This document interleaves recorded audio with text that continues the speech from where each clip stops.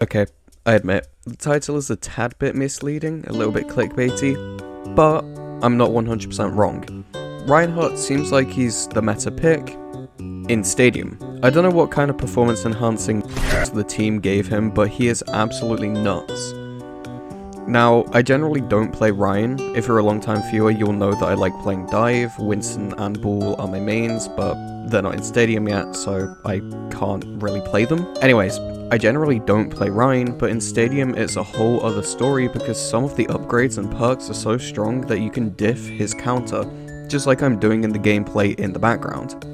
I actually started to feel kind of bad for the diva towards the end of this match, just because I was basically fly swatting her every time she dove me. In this video, I'm going to talk about the build I use that never fails me, abusing upgrades and perks that make Fire Strike and Charge even more lethal, as well as making Rocket Hammer super strong. And if you like this kind of content, then please consider subscribing because there's plenty more where that came from.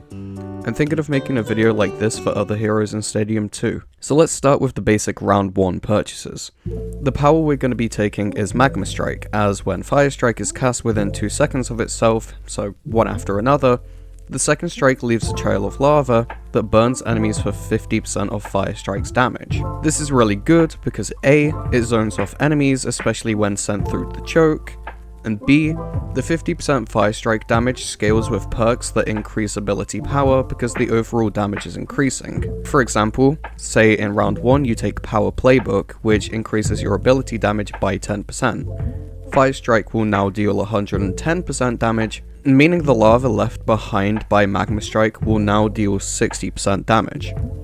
For this reason, we'll be taking Power Playbook, eventually building our way up to the more powerful perks like Custom Stock, Chimera's Maw, and Rocket Strike in the later rounds. The 2 upgrades we really want from the ability tab are Chimera's Maw and Rocket Strike, as they synergize super well with one another. For this round, the other 2 upgrades we should take are Compensator and Weapon Grease, as it ups our weapon damage by a fair amount. Not only does Compensator add a flat 5% damage to Rocket Hammer, but Weapon Grease means we get 5% faster attack speed, allowing us to deal more damage over time because we can get more hits in. Similarly to Power Playbook, we'll be upgrading these accordingly as we start to earn more cash, swapping out Weapon Grease for Aftermarket Firing Pin and Compensator for Ironclad Cleats. So at its core, this build is purely focusing on attack speed, weapon power, and ability power, just scaling them up as we get more money. We're a tank, so we don't really need to take survivability into account as much as the other roles, as our base kit gives us the survivability that we need.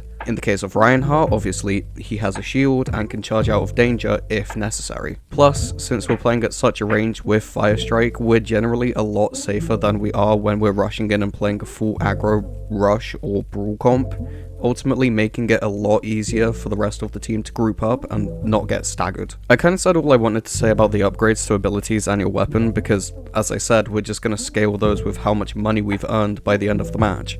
So let's talk about the other powers we could take. In round 3, I recommend taking Impact Burst, as Fire Strike triggers an explosion the first time it hits an enemy, dealing 20% of its damage in a 3-meter radius. This just makes it easier to get kills with Fire Strike, especially if the team are all grouped up because it adds crowd control to the ability.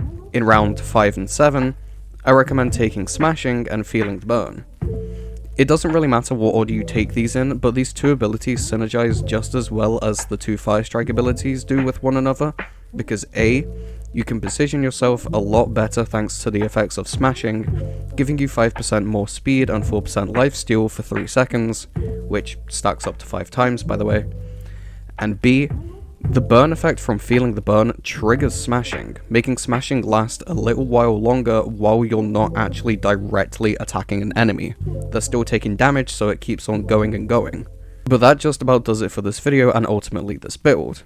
After all of those rounds, this is the ultimate endgame build. The best part about it is that it only costs 32.5k, which is pretty easy to get if you're playing well, meaning you can swap out a few of these upgrades for better ones if you have more money. This was just the cheapest yet effective build I could put together, but I'm sure you could probably make it even better if you have more than 32.5k by the last round.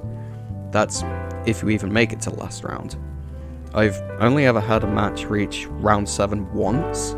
It's either weighted heavily against me or heavily in my favor. There's never really a balanced match.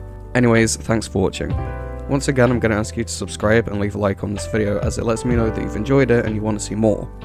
Feel free to voice your opinions in the comments as usual, because I love reading and interacting with what you guys think about these things. You might have built a better build, and I'd like to hear about that, because we need to, you know, not find out the meta, but kind of bounce ideas off of one another. Finally, have a nice day or night if you're watching this at night, and make sure you check out some of my other videos. Not only will I appreciate it, but you might too.